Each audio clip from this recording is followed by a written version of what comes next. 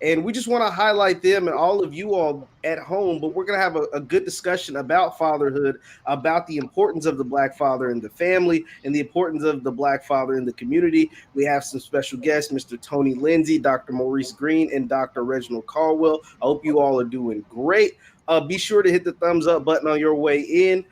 First, I want to start with you, Dr. Green. Just to talk to me when you hear the words Black father or father figure. What are some of the first things that kind of come to mind, and what are the some of the images that may even come to mind when you hear those words?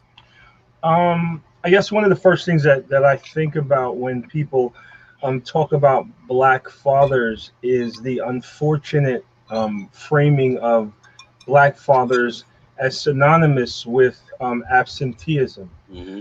right? And I think, unfortunately, that narrative has been allowed to permeate the airwaves and the internet in a way that it makes it very difficult for some people, to wrap their minds around the fact that Black men are present in the lives of their children, both their biological children and non-biological children. One of Right. the books, one of the writers that I happen to be very close to is Dr. Charles Green, actually, who wrote a book called The Myth of the Missing Black Father, who shared the ways in which Black fatherhood is not counted, right? When you have Hmm.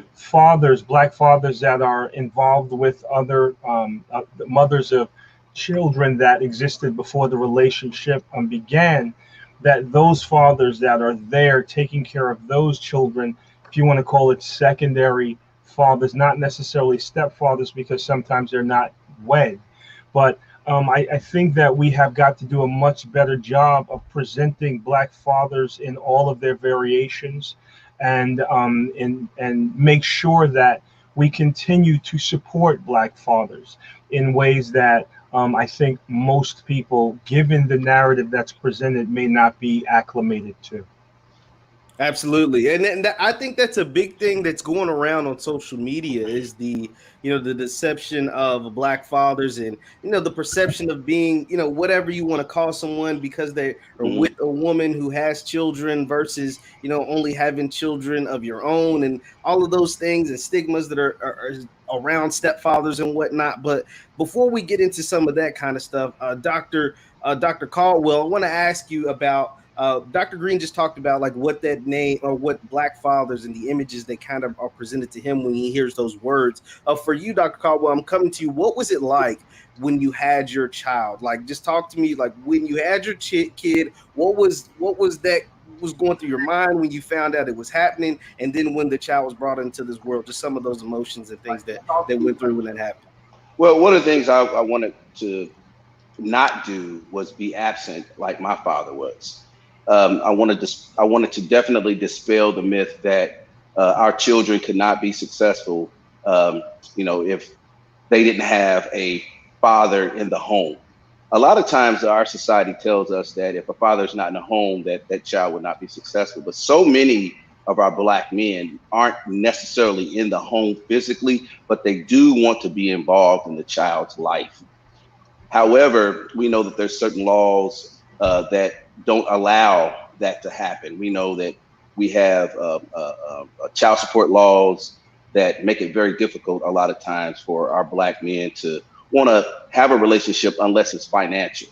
Most of our Black men will and want to be in our child's life. However, they don't have the access to the finances or the resources in order to what society quotes unquote quote unquote says that, hey, listen, um, you have to be there as a financial provider.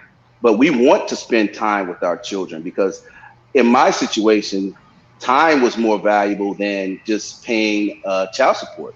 Uh, that's what our children need to really truly understand, and the society needs to understand that Black men really are statistically based on the data are willing and wanting to be in our children's lives, whether they have felony convictions, criminal convictions. They do want to go to the school and be involved in activities. However, there's certain laws that say that if you are a felon, you can't stand on or be on a school campus. You know, So we have to really understand and change the dynamic of the old school way of thinking and saying that the only way that as a black man you can be involved in that child's life is by being resourceful with money. But time is very, very important. Um, Very. it always the data always goes back to saying that if a black child has a black father in their life, male or female, uh, they will be successful in life because that black child, male, gets to see the proper representation of manhood, black malehood, and that That's right. daughter gets to have somebody who validates her femininity and how she needs to be treated in this world when she begins to go out and she dates and she's able to have someone as an elder, meaning a father, that she can go back to and say, "Hey, wow, Dad, what do you think about this? What do you think about that?" And he says, "Well, how did I treat you?" Well, that man that you decided you want to be with needs to treat you like that. So she has um, a representative or a picture of how I need to be treated in my life. And that young man or that young male child has a representative of what black masculinity looks like and how you need to pattern your life after if you are the proper representation of black male masculinity in a relational situation.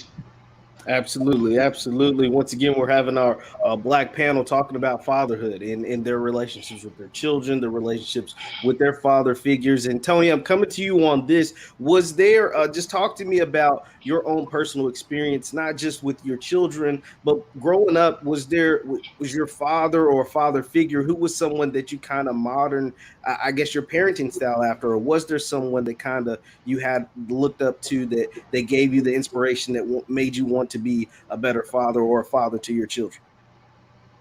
Right. Well, first of all, thanks for having me on. Uh, I think what's really great about this panel is we're coming with like a myriad of perspectives. Mhm. Uh, like, see, I myself, my parents were together.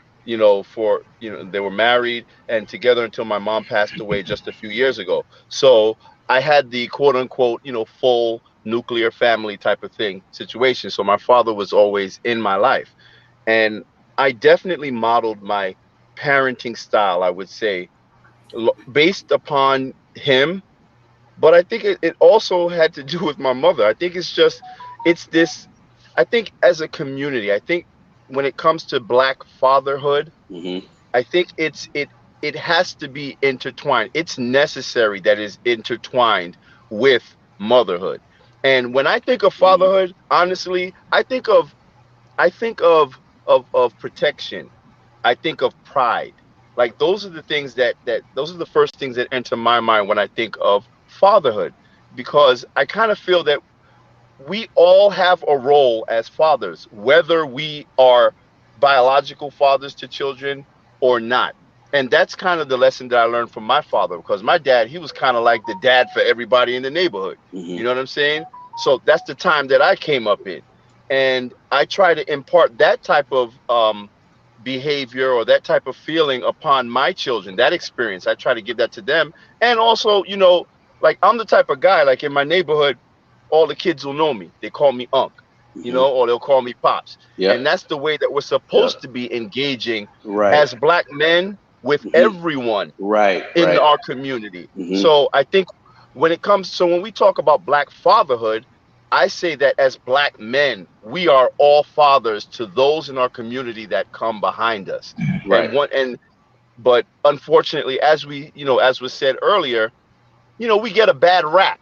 You know what I'm saying? Yeah. So I try to utilize my time to uh to showcase, to pretty much dispel the narrative that you've been seeing out there that always Mhm. paints black fathers as absent, Yep. when statistically we're more involved in our children's lives than any other demographic. Absolutely. Yes. and Yes. that's and that's whether we are married or Mhm. not. So I do believe in the institution of marriage. I do believe that there are advantages to being married, when you have your kids and all that kind of stuff. Do I think it's necessary in order to raise, balanced and prepared children for life? No. but I do believe that the presence is necessary. So while we have so many elements in society against us that try to fragment the black family, I'm actually very proud to see the heavy involvement of black men who are readily available for the Mhm. younger people in their community and their own kids. Right. Dr. Green, do you have something? It looked So like I you had think something. so again, the diversities of experiences and opinions is really important to be to reflect. I think that the benefit of having both the mom and the dad in the household, I think, is important to raising a balanced, well-adjusted child. Now, it is possible to be balanced and well-adjusted, right, with deficits, right? But there Agreed. are, but that I think so. My situation was different. I grew up for the most part in a single parent home, raised by primarily by my mother, Mhm. but we were involved in the church world, Yep. then we had pastors and we had Yep. Hmm. ministers Hmm. and other men Yep. that were able to speak into my life and to assist Hmm. me and help me to grow and to develop that balance that I'm talking about. Because one of the things that you'll hear people that when you work with young men, and young women for that matter, that didn't have a father in the home, there is a longing, there is a gap, right, and there Yeah. is a deficit of understanding how to interact with men in ways that they would better understand if they grew up in, and this is the caveat, in a healthy environment with a Yep. man and a woman, right? So I'm Hmm. not just talking about throwing two random men and women together and that automatically makes it better, because that could be problematic if there's conflict without resolution. So I think that you hear that narrative again, men are not necessarily necessary. I and I'm going to share That's the worst thing that's being put out there, worse. man. So just to kind of expand on that, Hmm. when people have said, how you grow up. Well, maybe some of the viewers might know about this. When you grow up with only your mom, sometimes you say things like, "She was my mom and my dad," I've heard right? that. Or on Father's Day, you give your mother a Mother, a Father's gift. Day Yeah. card, Right. and so I used to do things like that. And I understand now as a man, right, that as wonderful as my mother Mother was, and was. she is wonderful, Hmm. caring, honorable, Hmm. hardworking, she could never be a father, Hmm. right? And as you get older, you realize being a father or being a father figure in the lives of children, you understand that trying to celebrate your mother on Father's Day is a reflection Yeah. of that gap, that Yeah. hole, that deficit. So I think that Oh, just to be clear, I think that it is really important to have both the mother and the father in the household Hmm. in a healthy relationship, to learn not only how to be, but how to be with someone else, Right. how to adapt to the presence of someone else, right. because it's not just about who I am and how I move and this is me and you just got to take me out. There's a whole lot of negotiating, right, in Hmm. relationships, and when children see that kind of negotiation, I think it sets them up for greater success, not just in life generally, but in how to mitigate and operate in healthy relationships. Absolutely.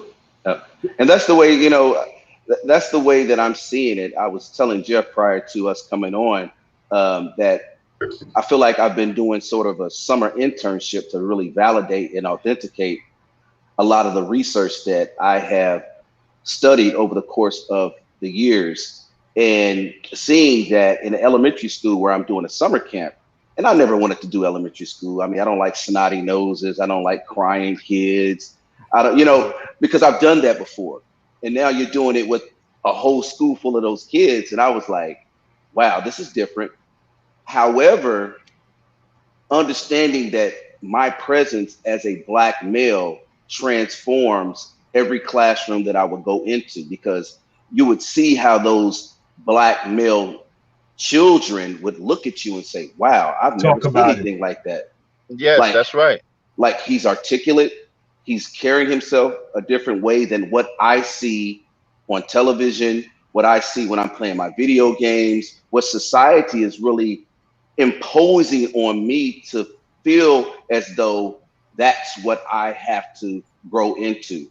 I've always called it the theory of um, the mask of masculinity, is what Come our on. society throws at our children a Come lot of on. times, telling them that if you aren't this way, Come which on. is always unsuccessful, then you are not validated as a black male in this society.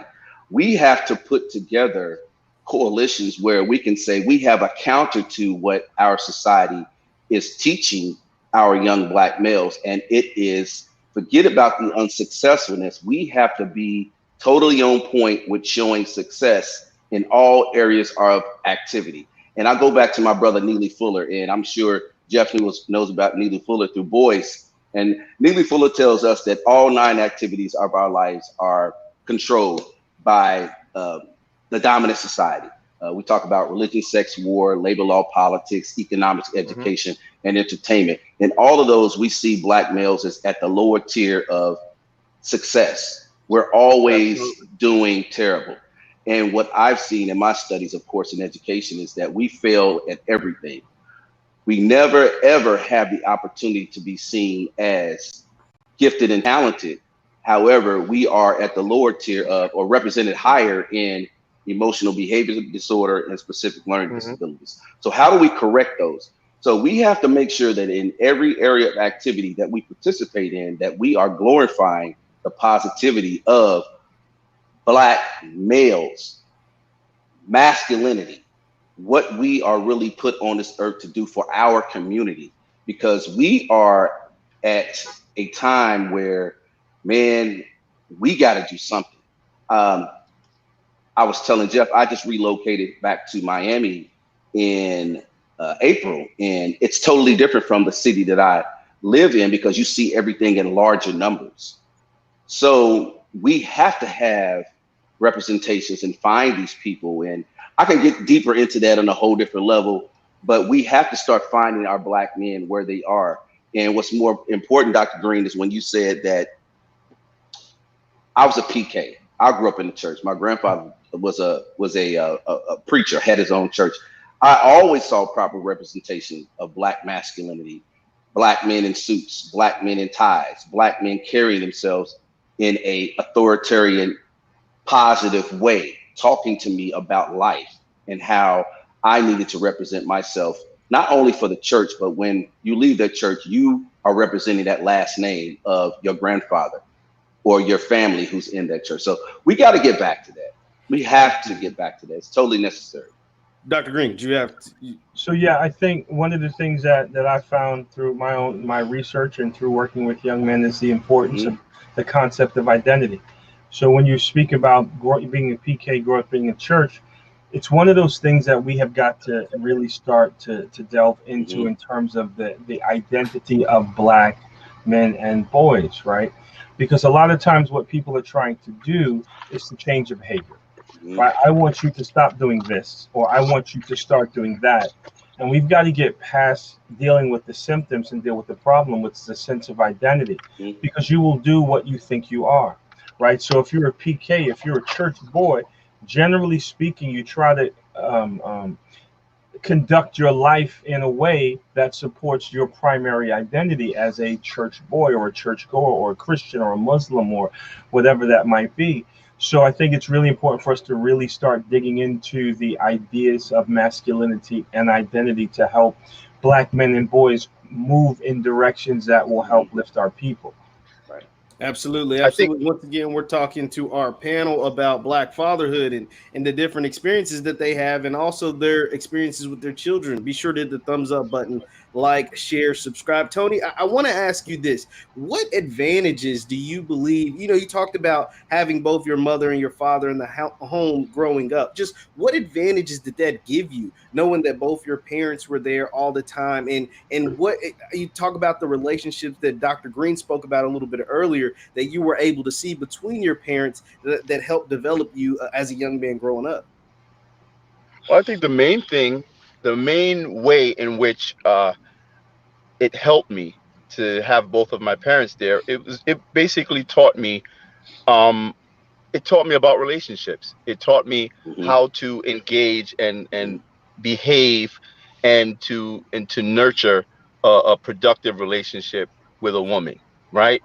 With someone that you love. It showed me how a father protects his children, how he nurtures his children. Hmm. Because a lot of times in society, when we talk about fathers, we kind of talk about fathers in this sense like they're a pocketbook, right? Yes, Like yes, Accessory. yes, absolutely. we Yep, Yeah. we reduce them to finances, yep. and I particularly find that dangerous. Now, do I believe that it is a man's job to protect and to take care of the home? Absolutely.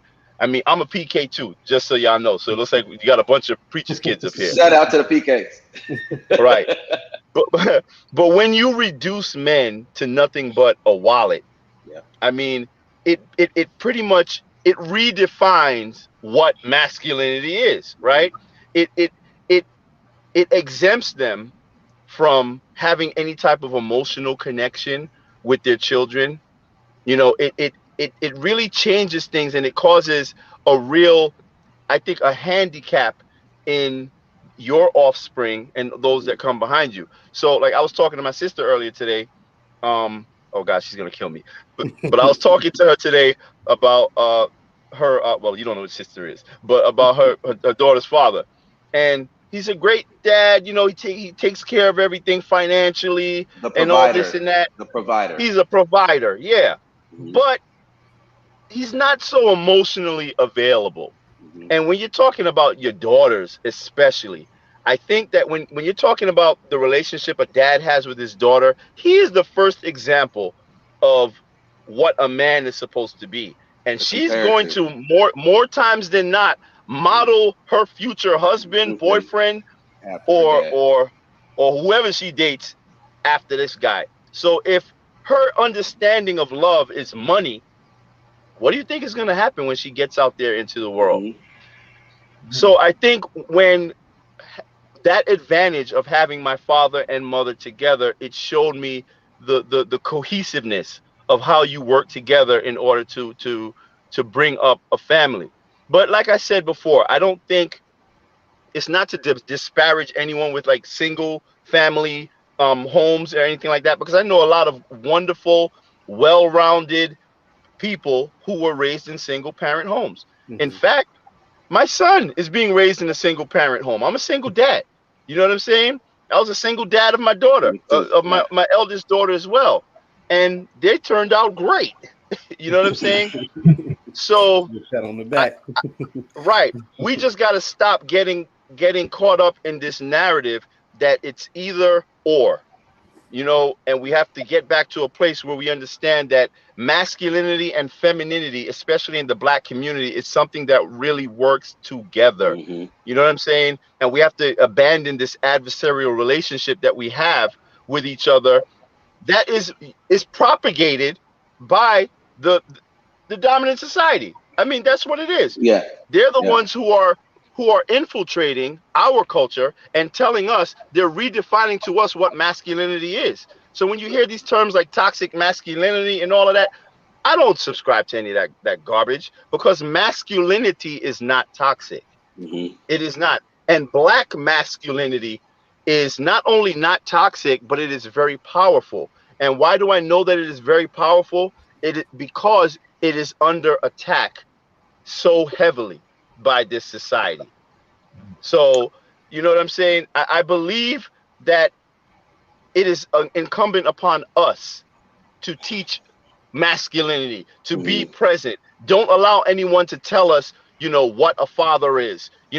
Even with the whole court system and the child support, this, that, and the other, I think that's one of the biggest weapons that has been used by this country, by this system, to destroy black families, because they utilize a gauge that should not be used when it comes to, our family dynamic. They impose it upon everyone. And let's think about it. Financially, black men are the most disenfranchised people in this country when it comes, I'm talking about economically. Economically. So economically. So if we're talking about, if we're in the toilet economically like this, how do you think child support is going to impact our ability to be involved in our children's lives? You have so many elements that are trying to separate us from our kids. So, yeah, I kind of went all over the place. I know. But I totally, Man, I just want to totally shout out. get it. Yeah, go ahead. I'm I just sorry. want to shout out. I disagree. Yeah, I think I'm I going to can be. tell you. I think I'm going to be the were, disagreeing square, right? Your on face this. is giving All away. right, so Dun. small disagreement. I just want to point out one thing. So in terms of the most disenfranchised, so I have to give a shout out to our Native American brothers and sisters in this country, because in terms of the being disenfranchised, and not that we're having an Do they oppression have Olympics, free land? Do they huh? get reparations? Do they have Listen, land? if Yeah, you spend, hey, Do they if we're you going in get, a different spend, do they get direction, Jeff. endowments? Jeff, we're no, going in a different if direction. you take any time and visit those reservations, right? Mm-hmm. And I know people that have actually spent a lot of time going to these different Mm-hmm. reservations and living on these Mm-hmm. reservations. Mm-hmm. We're talking about, and I don't want to defend, I don't want to shift the conversation, Mhm. but we're talking about a people that have been oppressed almost out of existence. Yeah, You know what I mean? So but let me say this, if you don't mind, if I can interject. Yeah. Go ahead. Uh, we've been on this planet. There's no evidence that we've not been all over this planet everywhere. When Come on. has there been an alliance that they've come out and wanted to create an alliance with black people? And I'm not saying that what you're interjecting is wrong. However, our situation is totally different because of the fact that they've gotten 600 years of free labor from African labor to build this country. Right. I live here in South Florida. They don't have to pay taxes. They've gotten reparations. They have land. They can do anything they want to with. What do we have? But we built this country. Everyone who comes over here to work off of our backs. They weren't enslaved into perpetuity even until today, the way that we are. So I'm not disagreeing with you. However, we Right. have to look at it in another context. In when you get 500 to 600 years of free labor, that's different when they say, hey, listen, we're going to correct that. We've never had a correction to say, we are going to do something legally to correct our wrongs. We have no land. We have no reparations. That's another conversation. I don't want to push it in the wrong direction. That's okay. Because again, I don't want it to be like, because as a black man, Sure. I understand our side of that table. Sure. Right? I just want to address real quick, only because you addressed that comment to me, what I said. I think we also need to acknowledge, and I'm not trying to play the oppression Olympics here, because we don't want to do that. You know what I'm saying? You're gonna make me pull out the stats. But I think if anyone were to look at who is the most targeted Dominated. demographic, targeted, specifically Dominated. yes, dominated, propagandized, economically disenfranchised, socioeconomic education, who is the most targeted? I would say black men. Who is the poster child for everything wrong in the United States of America? Is it Native Americans or is it black men?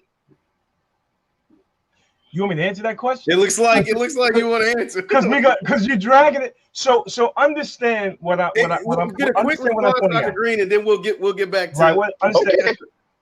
Okay. Like I said, I'm only arguing the point of black men being specifically targeted in order to separate their families, right, and keep them of the family structure. So just not to go too far left, as a black man, I fully understand that side of the equation. as learning about through people that have spent a lot of time working with our indigenous brothers and sisters, their plight is so bad that they're not even targeted anymore. Like, so do you understand what I'm saying? You would be hard pressed to locate. I mean, the type, and this is something that we should all consider, the kind of oppression that can be put on the people so much that when we say they got reparations and they got money and they got land, I understand that, right? But this whole country was theirs.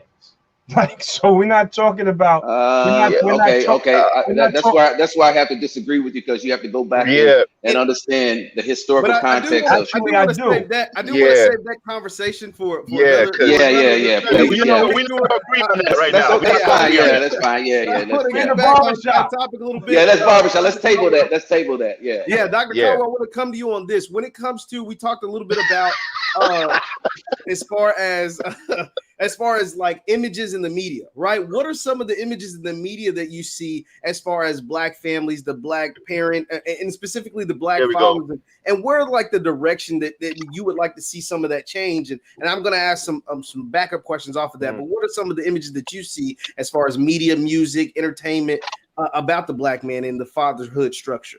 So when you talk about entertainment, when you talk about an industry that specifically designed a structural system that could destroy the image of the Black male, it's entertainment. Whether it's music, whether it's movies, whether it's commercials, they have done a fantastic job of just destroying our image and making us look as though we are not even trying, as if we are to be pet dogs, if that makes sense, like pet dogs, lap dogs. They don't care anymore because they know that they can do that. They have a justice system that derails us in. We have a educational system that does the same thing. We have labor, we have the laws, we have the politics. They can do whatever they want to do to us at any time. Most recently, we have our brother, Bill Cosby, getting out of prison. That you can have everything that you want and be at the top. And we can go through all of our Michaels. We can go through 70s, 80s, 90s. I was born in the 70s, and we can pick out a specific Black male who had made it to the top, who they specifically attacked. But I always say, look at the people at the bottom. Those are the people that they can't get to the top a lot of times, so they go after the people at the bottom. So those are the people who are pulled over for, their windows are too dark. Those are people who jaywalked across the street. Those are people who they just specifically target to throw into jail for nothing. So even if we make it to the top, we are still attacked because of the fact of our dark skin, just because of our magnetism, our electricity. And that is the reason why that we still need to make sure that we're controlling our own media. Before we came on tonight, I was telling Jeff how happy I was that he's a young brother from Louisville who is saying, look, I'm not going to do that. I'm going to do this because I can control the media. Once we get into a place where we control our own media, that's when we become a problem in this society, because we can redirect the narrative. We can change the narrative of how we are. Stop watching NBC, MSNBC, all these national networks that put us on television as always the negative, and start creating our own content, because that's all we have. When we get people behind us who follow us and we're talking about really serious issues that impact our community, impact fatherhood, Black male masculinity, and how we are perceived in our society, that's when we become more powerful. When we start making our own videos, we start making creating our own newspapers, and we get the support of our Black women behind us, and stop allowing the dominant society, the media, to say that Black men and Black women are at war. When you're at war with each other, the objective is to win something. Okay. What is there to win in the system of racism and white supremacy? There's nothing to win. So we have to get back. Not for us, right? We have to get back into a narrative that says that we are together in this long marathon and not this sprint to the finish line. We got to get back to reconnecting us, whether we are raising our children in a home together or if we are raising them co-parenting, as in my situation. But we can make that great as well. So we have to get back to that. We have to stop allowing ourselves to be controlled by people who hate our guts. And they're feeding us our narratives. Our narratives. And just like how you were saying with the media, it goes for news media, it goes for content creation on social media, and it goes for Hollywood. And I think that we will see that shift, because even myself as a filmmaker, like anything that I do, it is for the specific purpose of providing a message, to my people, to all people, because we're so inundated with negative imagery of Black men in particular that it's our job to kind of change the portrayal, to show the other side. So, but I think one of the big problems is we don't see enough value in ourselves, in our own people, and the stuff that we're doing. Because it's like, why aren't we out there supporting all them Black films? It's Black writers, Black actors, Black producers, directors. We know the Black experience. And there are a lot of people, they may not have the big Hollywood bucks, but I've seen a lot of independent films that have way better stories than what you're seeing on Hollywood with the stories they're telling us about us. You know what I'm saying? So me personally, I'm tired of seeing some of these really crazy depictions of Black men. Like with that thing you just seen recently with Tyler Perry. Listen, the guy's a great businessman. He has a very good business model, right, for being a filmmaker. But at the same time, I see a lot of the imagery he puts out as problematic, right? But hey, I'm not gonna. But what can I really do other than provide a product to combat that? You know what I'm saying? Yeah. And so I'm less prone to complain about stuff, and I just wanted to just get in there and let's do the work and let's build up for our community. That's what we need to be doing. Absolutely. Once again, we're talking to our Black men, Black panel about fatherhood, but also just about the Black experience. We always start on one thing, but we're going to cover a lot of topics simply because we have smart individuals, smart Black men on this panel. Be sure to hit the thumbs up button, like, share, subscribe. Dr. Green, I want to ask you this. Dr. Caldwell brought up Bill Cosby, and some of the imagery Bill Cosby used to put out as far as his programming was of the Black family and the Black family experience and a strong Black father, and even some of those things in like college, whether it was a different world and those things. Just from your perspective, do you believe that kind of programming, even though there's these allegations levied against Bill Cosby and some of the things he may or may not have done, do you believe that kind of programming should still be allowed to be played on television, especially when we have all these different kind of things? Or what are kind of your thoughts on that? Absolutely. I mean, it's been said by some people that Bill Cosby put more people in college than the what was that affirmative action, whatever it is. Yeah. The National Negro College Fund. That's what I was looking for. The United Negro College Fund. Right. Thank you. And it wouldn't come to me, because it's very important, right? It's very important that those depictions continue to be promoted throughout our community. Because the truth be told, whatever you think about Bill Cosby, what he didn't do, whatever, he changed the way Black people were portrayed on television. You had a Black doctor married to a Black lawyer. They lived together. They all had, they raised children together. There were lessons that they taught. Dr. Green, he was the reason why I went to an HBCU. And I was about to say that.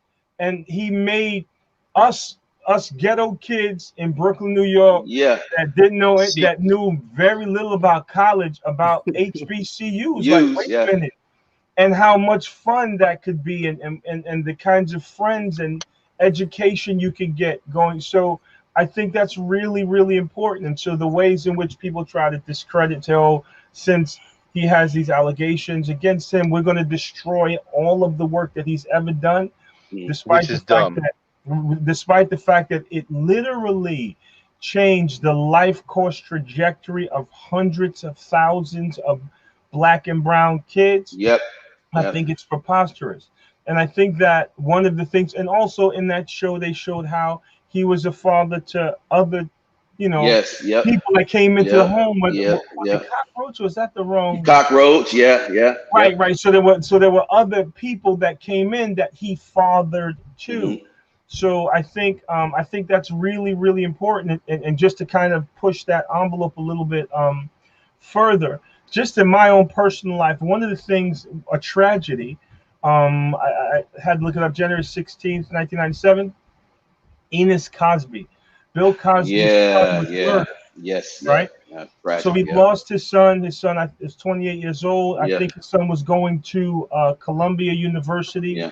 maybe studying social work, if my memory Yeah. serves me He worked correct. with children. Yeah. He Absolutely. worked Yeah. with young children, and so this person took the life of Bill Hmm. Cosby's son. And so the way that changed my life specifically, right, is what hit me was Bill Cosby. In terms of fathering, you would think because of the results, he did what he was supposed to do, right? So he won the parenting game. His Hmm. son is, intelligent, going to school, working with children, and somebody else took his son away, and there was nothing that he could do about it.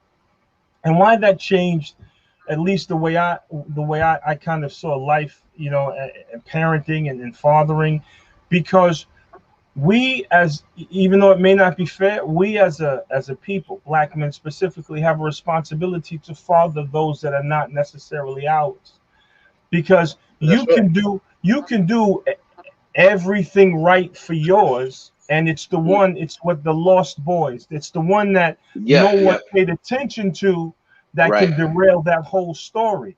And when we're living Yeah. in a time like in Philadelphia, New York, where we got drive-by shootings, like Hmm. Yeah. I I'm couldn't in Brooklyn, New York right now, so I'm worrying about that right now for my I'm youngest. in. I'm in listen. Miami, Florida. Yeah. It's crazy. Right, so Oh, I'm in Brooklyn also, and I'm in Philly sometimes, and to see the carnage, right, the yeah. It's crazy. disregard for human life, somebody's got to Unnecessary. Yeah. reach out. Somebody's got to reach out to these young men and these young boys, and say, hey, we need to we need to father them.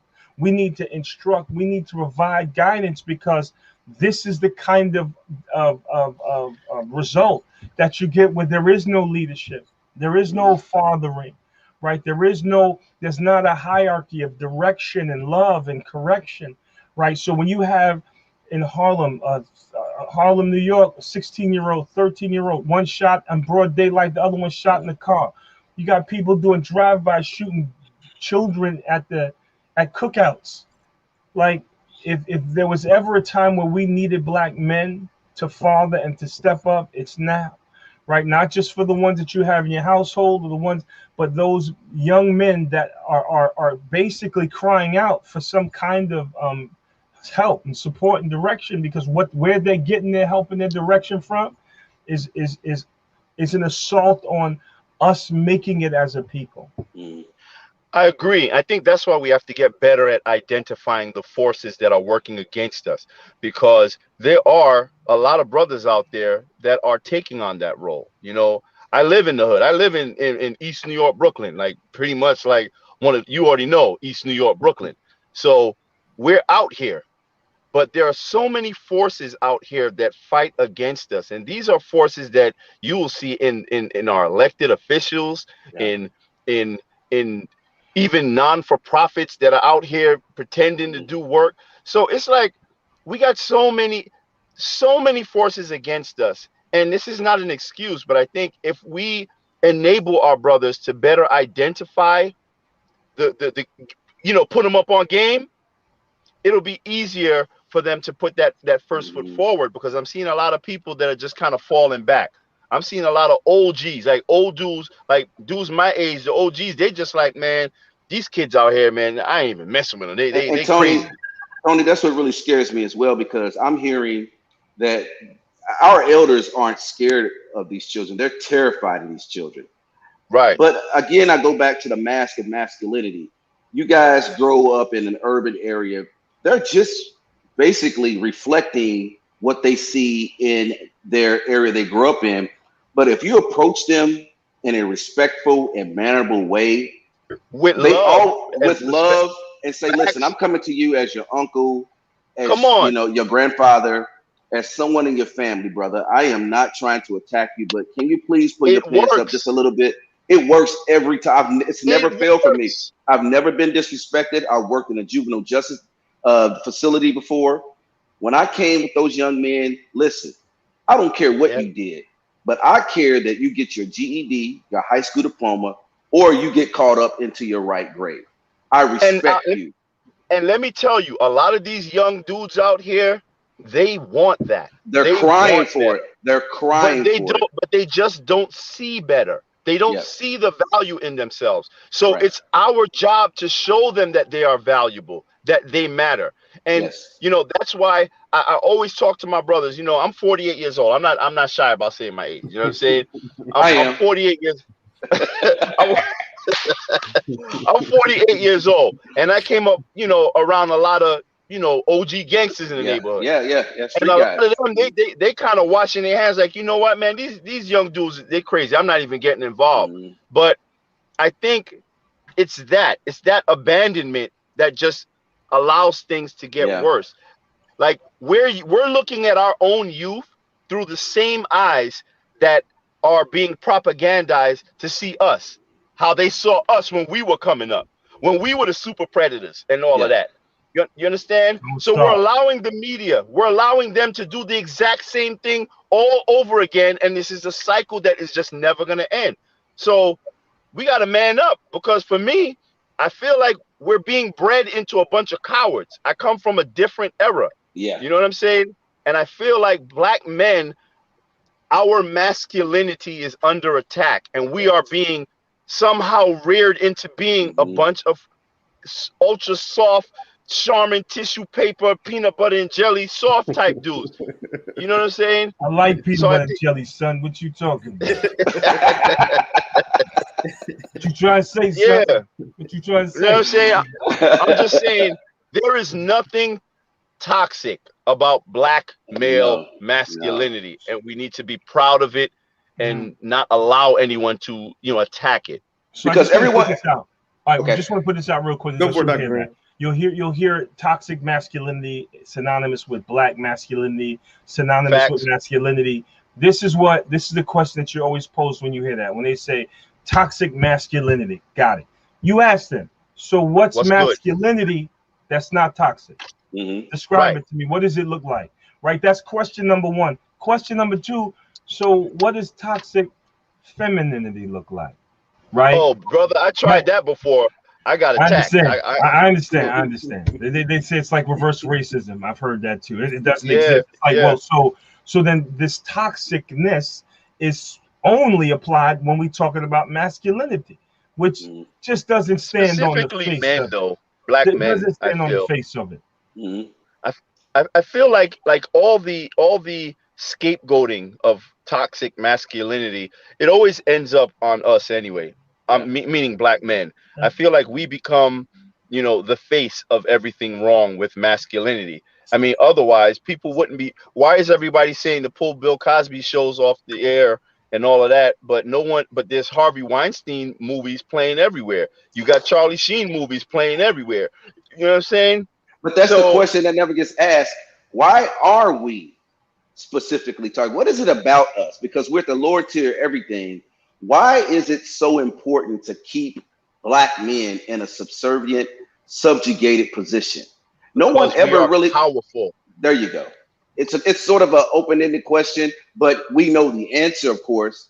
But That's right. we have to begin to teach that. Why don't they want you to succeed? Because when we're given a chance, when you leave us alone, especially black people, but more specifically black men, Come we on. do great at everything. We outperform everyone Always.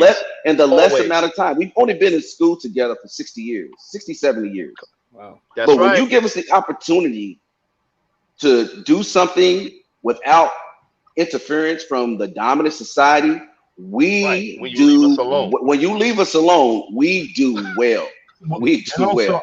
I think connection is really important, and I'm just going to put this out there. There are a few people that, I mean, we really need to start connecting in ways again, so we can start forming these coalitions that we were talking about. There are very influential people, whether we're talking about social media, we're talking about in the hood. I could put some names out there, but I won't right now.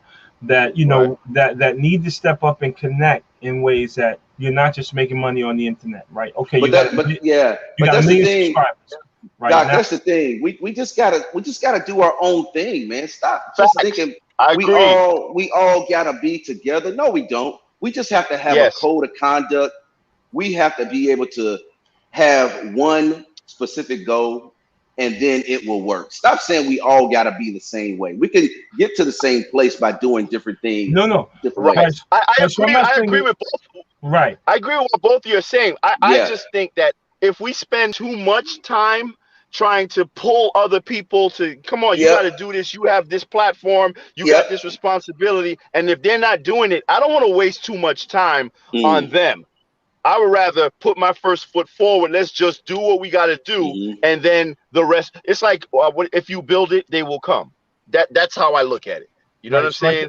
So yeah, we can walk in chewing gum at Walk the same and chew time. gum at the same time. I think that while we have a responsibility to keep moving and keep trucking along and making things happen, I still also hold think them accountable. Well, yeah, we still need to bring them along because just because they have 1 million followers doesn't mean they're not lost boys also. Right. So it's not just not the kid. It's just not the kid on the corner that's moving that weight. But it's some of these platform holders that say, "Hey, I got a 500,000 followers," and it's like, for what? Yeah. What are they doing? And those same platforms can either help a lot or they can hurt a lot. Yeah. So it is our responsibility to kind of still stay on top of that anyway. So yeah, I do agree. I definitely agree with that. Man. You're right on point, brother. Right on point. Absolutely. Once again, we're talking to our all Black fatherhood panel. Like I said, we started on about fatherhood, but we're going to cover all bases about the Black experience coming from Black men. I love it that you guys are getting to these conversations and getting to topics of conversations that aren't had every day, right? Like that aren't had every day, at least on the internet. You all might have them in your individual families, within your individual circles, but ones that are talked about in a broad perspective with Black men from different backgrounds, right? But all have a common goal to push the culture forward. And I've held you guys for a long time, and I do want to get to the last piece of conversation. I'll start with you, Dr. Caldwell, just about, you spoke about like helping the youth, right? It starts with the way you approach someone and the way you talk to someone. So how is it that we push our youth in the younger generation further, push them forward as far as just becoming better men, becoming better fathers, and becoming better people in their community? It starts early. We have to get proper representations of Black male masculinity in our children's lives early, meaning elementary school, pre-K. What I see at the school that I'm working at for summer camp is that they don't get it. You have a lot of mothers who are dropping kids off, a lot of mothers who are picking kids up, a lot of mothers who are coming to pick kids up during the day. Rarely do you see Black males picking their children up or actually coming to meetings. I was on a meeting the other day. Really? Trust me, brother. I'm batting about 750 when I say this. That you don't see it in large numbers. You see it in pieces, but you don't see it in large numbers like you do in other communities, because we have to work 1 or 2 jobs because we don't have the economic resources to be able to take off of work and go to school and be a part of PTA meetings. We don't have the time to be able to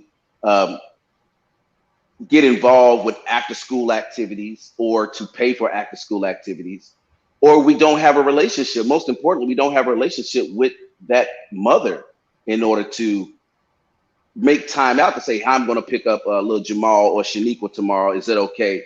Because there's such conflict that goes on in those relationships. What we have to begin to do is ask our young people, or no, I'm not going to say ask our young people. We have to be as elders and go to our young people and say, how can I help you make this right? You and Jamal's daddy don't get along. You and Shanika's daddy don't get along. How can we make this right?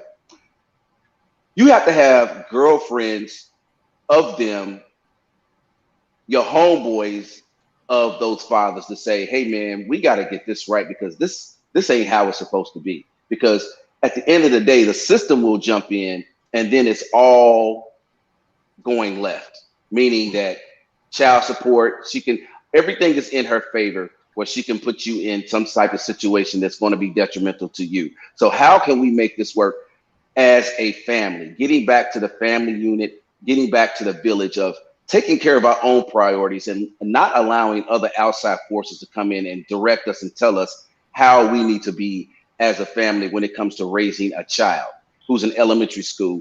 And we can correct that issue very quickly if we can just say, it ain't about me, it ain't about you, you moved on, I've moved on, it's about our child. And it's really, it sounds simple, but Cornel West says never confuse the simple with the complex, because it sounds very simple, but there's so many complex issues that are going on behind it that most of the time, not all the time, that it really happens in that manner. Tony, do you have something? Yeah, I kind of wanted to answer the same question. Yeah, go for it. I think that was a very, very good answer, but I also look at it from another perspective as well. Mm-hmm. How do I think that we can really affect that sort of change? I think it comes by listening to them. Mm-hmm.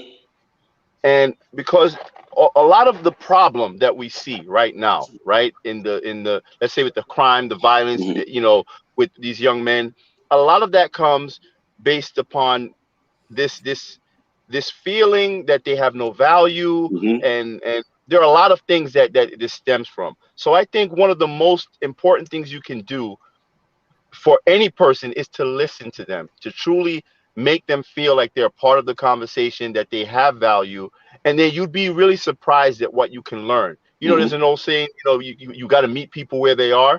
Yep. I think that we spend so much time talking about, you know, like even here in New York, right? We're talking about all the crime and the shootings and the this, that, and the other. Everybody's talking to everybody else, but guess who they're not talking to?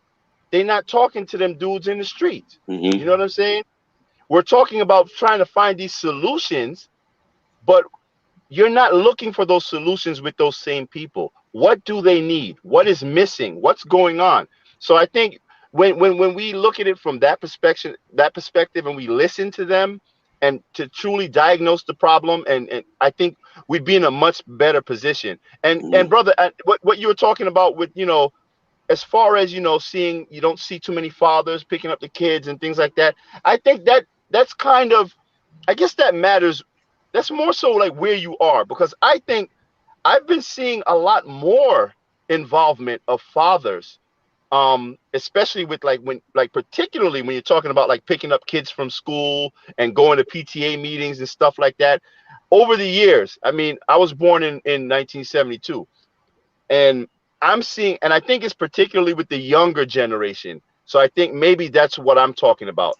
I Mm-hmm. have a lot of confidence in this younger generation because I think they have a great capacity for critical thinking. And so I'm actually encouraged because I feel like black men are showing up. They're more present, but they're just not getting that acknowledgement. We know we still have problems with the absenteeism and the systems that are against us, but Mm-hmm. I don't want to overlook, you know, all of the positive that Right. is there, because sometimes we get so inundated with, oh, you black men, you brothers ain't doing enough, you're not there, you're out, you're not in the home, this, that, and the other. Sometimes you get a little fatigued from that, you know what I'm saying? And you Mm-hmm. feel underappreciated, or you feel like with everything that you're doing, it doesn't matter anymore. But Here Tony, comes the you know what child that's called? support. That's called Go ahead. adulthood. It's called adulthood. And that's what I'm saying, is that we have to have the elders to step in and say, that's what you call maturation. Being a That's right. father is not a job that you get a chance to take a rest. It's a restless job. So that's I called agree. maturity. So that's what I'm saying. We need to reconnect our elders, ourselves, with this younger generation to say, yeah, I know you're In order to, tired. we got to teach them. Yeah, We have to teach them we that. gotta reconnect and have dialogue, and Right. just be able So to if you say, have hey a whole man, generation yeah, of kids that don't even know what masculinity is, just they all disconnect. over Yeah, hypersensitive. yeah, yes. What's the result gonna be? You know what I'm saying? So Another that's why I say we generation got, of hypersensitive young males right. coming out there. Yep, absolutely. That's You're right. right. That's Totally right. right. Yep, get it. Dr. Green. I think it's about, and you'll hear me reiterate this point until I'm blue in the face. It's about connectivity.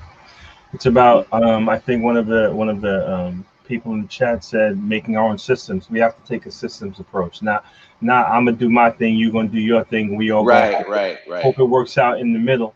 We Right. need to connect. We need to connect and create systems of opportunity for our young men, for our family, and we need to That's right. father outside of the four walls of our homes or that 4 block radius that we live in. We have to start looking at the opportunity for mentoring, even if it's mentoring. These young men have got to be able to get on the phone and call you and say, Yes. hey, you know, yeah, I'm thinking this or I'm doing that. And just as another footnote, and this maybe just comes as a criminologist, all the people talking about we need to help men, and obviously we do need to start young. But I got news for you. We need to start writing to and communicating with our brothers that are incarcerated, Yes. right? That have been True. thrown away into a system as if they no longer It exist. exists. And, Where and we, Dr. Green, those men when they come out, they want to be so involved in their children's lives, man. right, It's incredible. But I go back to what I was saying earlier, that they have these draconian laws that won't even allow them onto the campuses. A lot of these public schools, man. right. So that's why it matters if Hmm. the ways in which we connect, Yeah. because maybe he can't go on the school grounds, but we can find ways for him to still be able to spend time with his child. And maybe we need to organize to really resist these policies that disenfranchise black men from their children for felony convictions or the like. But again, I'm just saying that we really need to push the envelope in terms of connectivity, like beyond conversations, and get to creating systems, Hmm. processes, and Yeah. opportunities Yeah. for our children, for our young men and women for that matter, because fathering extends outside of your Yeah. house. It sure It does. it extends into Hmm. the community. It extends into the hospitals. It extends into the jails and the prisons. And if we're really serious about that, we'll set up systems that will be able Hmm. to work with, help, mentor, develop, and care for men that are less fortunate than we are. Absolutely, Yeah, absolutely. man. Once again, we're talking to our all black men panel. Be sure to hit the thumbs up button, like, share, subscribe, guys. I've kept you for a long time. I just want to get your final words before we get out of here. Dr. Caldwell, just any lasting thoughts? We'll go with you first, and then we'll come to you, Tony, and Dr. Green. You'll be save the best for last. I'm just messing with you. But Don't Dr. believe that. Caldwell. So, uh, say that question one more time, if you No, don't I mind. would just say your final thoughts. We're wrapping up here. I just Well, want to this hear this your is what final we thoughts. this is what we really need. We need to begin to create our own places and spaces where we could connect and really just chop it up about what's going on in our community, and find out. Well, I didn't know who Dr. Green was until tonight. I didn't know who Tony Lindsay was until tonight. That's a problem because we have so much, as Dr. Green was saying, email, text messaging, social media. We have to begin to understand we got to find these people and stop being so hyper masculine where I know more than what you know. Nobody disagreed with each other tonight. We all said, hey, let's table it. However, we can come back to it at a later time. But for this conversation, we're going to talk about this. I would love to be back on a panel with Dr. Green talking about what he's talking about. I would love to be back on a panel with Dr. Lindsay, or Mr. Lindsay, I'm sorry, Tony, talking about what he's talking about in entertainment. That's where we have to, get rid of our pride and our hyper masculinity, is to say, hey, man, we can disagree, but you know what? The bigger outcome of it is that we're going to be able to present something that benefits not just us, but the people after us, the young people. Put all of that aside, and I think that's what the movies and entertainment, music especially, is always showing black men always at each other's throat. They never show us intertwining and having conversations with each other that don't involve the N word and you pee this and come on, man. We got to get away from that because time is ticking, man. The time is ticking. Yeah, we got to get away from that. Tony Lindsay. Yes, sir. So I don't really have much to say. I would like to, I guess, basically close out with just saying a little bit about fatherhood Mm-hmm. and why I love it. I think fatherhood is probably one of the most stressful, uh, unrewarded, uh, tedious, and beautiful things on this earth. I think it's an amazing thing to play such a huge role in a child's life in protecting them, in Mm-hmm. nurturing them, in teaching them, and just watching things connect with them, being able to mold them into this beautiful person. And I think it gives you a special sense of accomplishment and purpose. So me, I thank God every day for the children that I have. Mm-hmm. And being I've been present in the lives of my children. So I see the advantages that they have when they have their father there, from the beginning, consistently, straight through. And it's not like bragging on myself, but every once in a while you just want to sit back and be like, man, What's wrong with that? What's I wrong with did a that, Tony? good job. You know what I'm saying? What's wrong with that, man? Brad, we have to do that. We got to get Right. back to congratulating each other, man. That's Yeah, what it's because we all we had. We're all we had. right, right. So I just get a special sense of Mm-hmm. pride and accomplishment in knowing that I raised these beautiful people who I know are going to contribute so much to the world. And if I can do that with those few, those four people, Mm-hmm. just imagine what the rest of us can do with Mm-hmm. all the rest of these young people coming behind us as black Right, right. men. Absolutely. So I'm honored and happy to be here. I'm happy to be a father. And let me tell you something, brothers, it's the best experience you will ever experience in your Love life. it. I wouldn't trade it for anything in the world. That's right. Mhm. And Dr. Green. So you've already heard the great men speak. I'm just going to just go completely off course, just for the heck of it, right? So obviously, I want to thank you, Jeff, for this opportunity to sit with these great black men, and just say that we as black men really need to work and continue to find ways to support one another. I want to shout you out, Jeff. I want to shout out what you're doing, the opportunities that you're providing to put a new face on the black experience. Mhm. I appreciate you. I support the work you do. I'm going to do everything I can to promote you.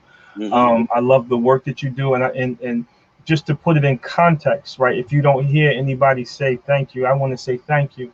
I want to say thank you for the work that you do, and just look at this for a minute, and then I'm gonna shut my mouth. Jeff, media, right? Right? Tony, entertainment, right? Doc, education. Doc, criminal justice. You've put together a cadre of disciplines, areas of expertise that if we really start to coalesce, this is the kind of thing that people just won't understand. When you That get media, speak on it, brother. entertainment, Speak on criminal it. justice, and education, Speak on it, all brother. on one panel. That's what you accomplished, Jeff. And I just want to shout you out and tell you how much I really appreciate you. Absolutely. Shout out to Same, all the black absolutely. men and black Absolutely. fathers out there. Because while y'all think that we just talking, before y'all know it, we're gonna do some stuff. You're gonna be Absolutely. amazed. Yeah. Absolutely. That's right. Absolutely. Well, once again, I appreciate you guys for Thank you, joining. Jeff. Thank you for taking the time out of your day. And thank you all for tuning in. Once again, this is the Black Boss Channel. Be sure to hit the thumbs up button, like, share, subscribe on your way out. Thank you all.